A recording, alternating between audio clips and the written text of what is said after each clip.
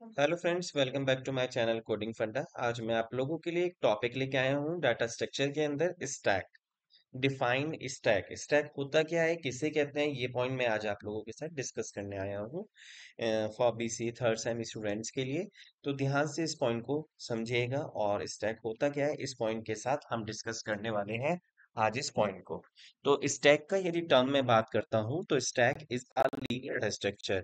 एक linear data structure होता है। डाटा स्ट्रक्चर के मैंने अभी आपको इससे पहले एक प्रीवियस वीडियो शेयर किया था, उसमें मैंने आपको एक्सप्लेन किया था लीनियर और नॉन लीनियर डाटा स्ट्रक्चर होता क्या है, किसे कहते हैं।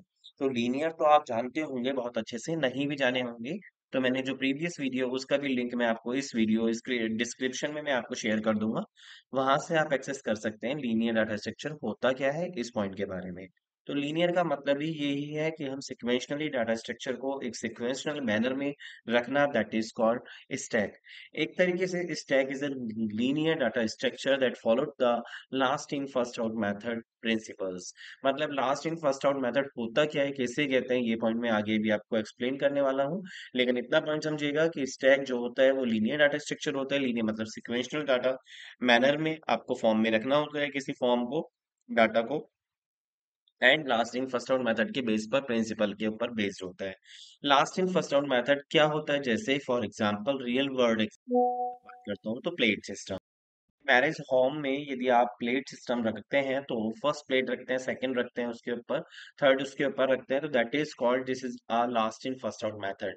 जो लास्ट में आप प्लेट रख रहे हो उसको ही पहले आप सर्व करेंगे, फर्स्ट इज सर्व करेंगे, तो that is called last in first out method. Depend. तो this is a situation on stack.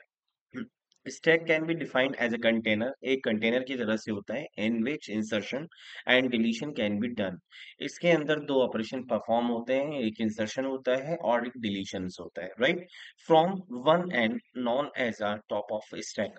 यदि आप इंसर्ट करते हैं तब भी, डिलीट करते हैं आप तब भी, दोनों ही एंड आपके टॉप ऑफ स्टैक से ही स्टार्ट होता है, टॉप ऑफ स्टैक के से ही क्लोज होता है। अब ये टॉप ऑफ स्टैक क्या होता है मैं आपको समझाता हूँ। टॉप ऑफ स्टैक का मतलब क्या होता है, एक पॉइंटर वेरिएबल, जस्ट एक वेरिएबल, मतलब कि जिसके अंदर एक एड्रेस होता है, जिसके अंदर वैल्यू होती है, डाटा होता है। उस इंफॉर्मेशन को हम इंसर्ट करते समय भी, इंसर्ट करते समय भी हम उसको यूज करेंगे और डिलीट करते समय भी हम उसको यूज करेंगे। कैसे यूज करेंगे इसका मैं आगे प्रोसेस बताऊंगा अभी आपको, वर्किंग प्रोसेस। जिस समय मैं पुश और पॉप का बताऊंगा उस समय मैं आपको बताऊंगा टॉप का सिचुएशन क्या होता है। लेकिन आप इस समय गाइस इतना समझिएगा कि टॉप का मतलब क्या होता है, कि top is a pointer variable. Next point, it is a called as a stack because it behave of like real world पे stack is a piles of book. It means simple कि book के आप देख रहे होंगे, इसमें आप देखेंगे इस पॉइंट को कि जैसे ये बुक है, वन बाय वन बुक जो रखी हुई है, that is called stack of book. तो ये भी एक स्टैक के फॉर्म में ही होता है, last in first out method. देखिए सबसे पहले जो बुक रखी है वो रेड कलर की होगी, उसके ऊपर येलो शेड में आपकी बुक आ रही है, और लास्ट में जो होगा आप देख पा रहे होंगे कि पिंक शेड में आ रही है, तो that is called this is a book structure, जो कि last in first out method के ऊपर बेस्ड है। आपको यदि बुक यूज करनी है तो सबसे पहले टॉप की बुक ही आपको उठानी होगी, रिसीव करनी होगी। तो that is called this is a part of piles of books etc.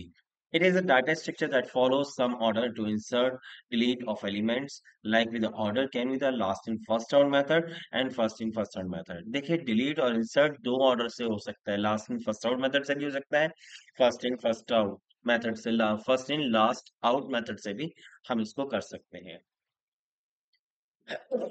इसके अंदर कुछ ऑपरेशंस परफॉर्म होते हैं, जैसे कि push, pop, is empty, is full, और भी बहुत सारे ऑपरेशंस होते हैं, लेकिन इसमें ये फोर कॉमन ऑपरेशंस परफॉर्म होते हैं। पुश मतलब क्या होता है, पुश का मतलब होता है इंसर्ट करना। जिस समय भी हम कभी भी एलिमेंट के अंदर इंसर्ट करते हैं किसी ऑपरेशन के लिए, तो हम यहाँ पर स्टैक के अंदर इसको पुश बोलते हैं। पॉइंट क्लियर है। Push it means is a inserting a element. उसके बाद if the stack is a full then with the overflow condition occur. जब भी कभी कोई एलिमेंट को आपको इंसर्ट करना है तो इंसर्ट करने का सिंपल मीनिंग ये होगा, आप इंसर्ट तभी करेंगे जब उस कंटेनर के अंदर कोई स्पेस होगा। तो सबसे पहले हमें पुश करना है तो उसके लिए मेरे को एक कंडीशन चेक करनी होगी कि आपका कंटेनर फुल है या नहीं फुल है। तो full in the sense overflow है या अंडरफ्लो है। तो ओवरफ्लो कब सिचुएशन हम चेक करेंगे, जिस समय हमारे को पुश करना होता है, क्योंकि पुश के समय पे हमारे को यही चेक करना होगा कि वो ओवरफ्लो तो नहीं है। अब पॉप का मतलब क्या है, pop it means this is a delete of the element of the stack operation.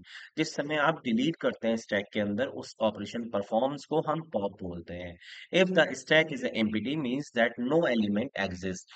अब यहाँ पर हम चेक करते हैं अंडरफ्लो। अंडरफ्लो का मतलब क्या हो गया कि टॉप ऑफ स्टैक, मतलब मैं अंडरफ्लो चेक कर रहा हूँ। ऐसा तो नहीं है कि मेरे को डिलीट तो एलिमेंट करना है बट उसके अंदर एलिमेंट ही ना हो, डाटा ही ना हो।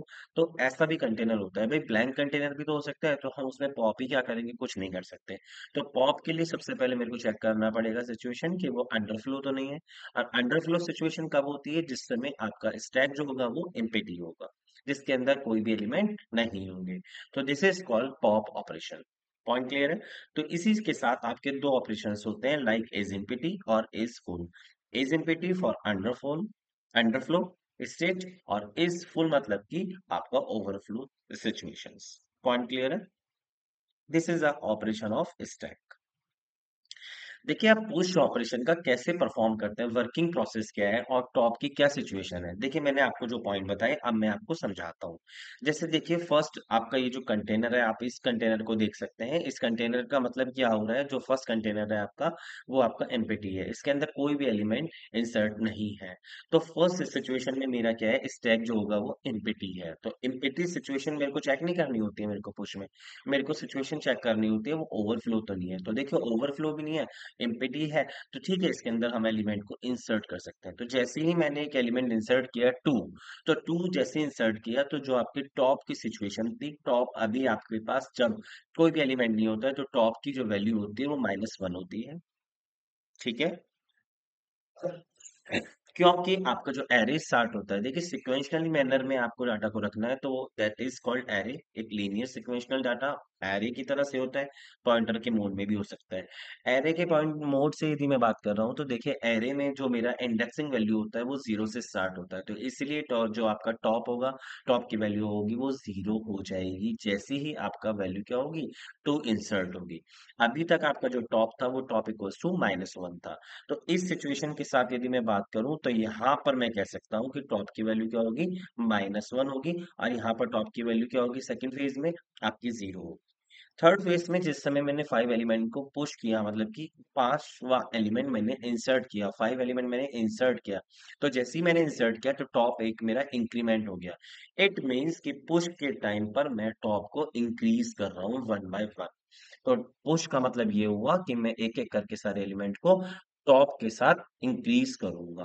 पॉइंट क्लियर है। तो पुश जैसे ही एक एलिमेंट होगा वैसे आपकी टॉप की वैल्यू इंक्रीज हो जाएगी। 5 करने पर मेरी टॉप की वैल्यू क्या हो गई, 1 हो गई। 7 करने पर मेरी वैल्यू टॉप की क्या हो गई, 2 हो गई। इसी तरीके से 1 करने पर मेरी टॉप की वैल्यू क्या हो गई, आपकी पॉइंट इंक्रीज हो रही है। तो दैट इज कॉल्ड पुश के टाइम पर आप यहाँ पर ये लिख सकते हैं इस पॉइंट को कि पुश के टाइम पर आप जिस समय भी पुश करते हैं, पुश टाइमिंग आपका क्या होगा, टॉप जो होगा आपका वो इंक्रीज हो जाता है, top element is plus plus. Point clear हो गया। इसी तरीके से आप देखिए पॉप ऑपरेशन। पॉप ऑपरेशन का मतलब क्या है, आपको डिलीट करना है। तो डिलीट करने का मतलब क्या हो गया कि एलिमेंट उसके अंदर होंगे कुछ, तो पॉप के समय पे हम जिस समय हम पॉप ऑपरेशन कर रहे हैं तो पॉप टाइम पर हम क्या करने वाले हैं, टॉप को डिक्रीज कर देंगे, माइनस माइनस। तो this is called top operation, pop operation. अब पॉप के लिए देखिए यहाँ पर मेरे पास एलिमेंट है, 3 एलिमेंट है, 2, 5 और 7। अब मैंने पहले पुश किया तो 21 मैंने पुश किया तो टॉप मेरा इंक्रीज हो गया। तो टॉप मेरा अभी कहाँ पर है, 0, 1, 2, 2 पर था। अब मेरा टॉप कहाँ पर चला गया, 3 पर चला गया। अब मैंने जैसे ही पॉप किया तो पॉप करने का मतलब ये टॉप वाला एलिमेंट पॉप होगा। हमेशा ध्यान रखना, last in first out method apply कर रहे हैं तो पॉप का मतलब ये जो ऊपर टॉप पे सबसे टॉप पर एलिमेंट होगा वही डिलीट होगा। ऐसा नहीं है कि आप बीच में से या कहीं से भी निकाल के इसको डिलीट करें, आप लास्ट वाले एलिमेंट को ही डिलीट कर सकते हैं इन स्टैक। तो 21 आपका जो होगा वो पॉप होगा। जैसे ही पॉप होगा तो टॉप जो मेरा होगा 3, वो अब हो गया 2। इसी तरीके से मैंने 7 को पॉप किया तो अब मेरा टॉप हो गया क्या, 1। पॉइंट क्लियर है। तो देखिए इस केस में आप समझ सकते हैं कि यदि आप पुश कर रहे हैं तो टॉप की वैल्यू इंक्रीज होगी, और यदि आप पॉप कर रहे हैं तो टॉप की वैल्यू डिक्रीज होगी। पॉइंट क्लियर हो गया होगा। देखिए इसी फॉर्म को समझते हुए यदि आपको ये पॉइंट समझ में आ गया होगा तो अब इसके एल्गोरिथम बहुत इजी मोड में आप समझ पाएंगे।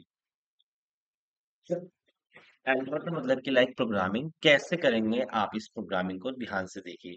पुश ऑपरेशन है, तो पुश ऑपरेशन के लिए आपको क्या क्या पॉइंट्स चाहिए, मैंने बताया था push this is a function. देखिए इस पॉइंट का मीनिंग समझिएगा, एक एक लाइन का मीनिंग मैं आपको समझाऊंगा। इस लाइन का मतलब क्या होता है, पुश इज अ फंक्शन जो कि मेरा रिटर्न कर रहा है वॉइड, मतलब कि कुछ भी रिटर्न नहीं कर रहा है, लेकिन इसके अंदर दो आर्ग्यूमेंट होंगे, इंट वैल और इंट एन।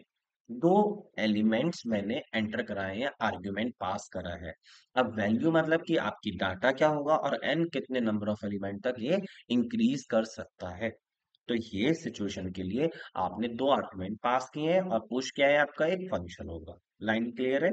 सेकंड पॉइंट आप देख सकते हैं, if top equal equals to N. देखिए ओवरफ्लो कब होगा, ओवरफ्लो का मतलब यहाँ पर ये देखिए समझिएगा, एन क्या है, N this is a maximum size of stack. मतलब आप यहाँ समझ रहे हैं ना इस पॉइंट को।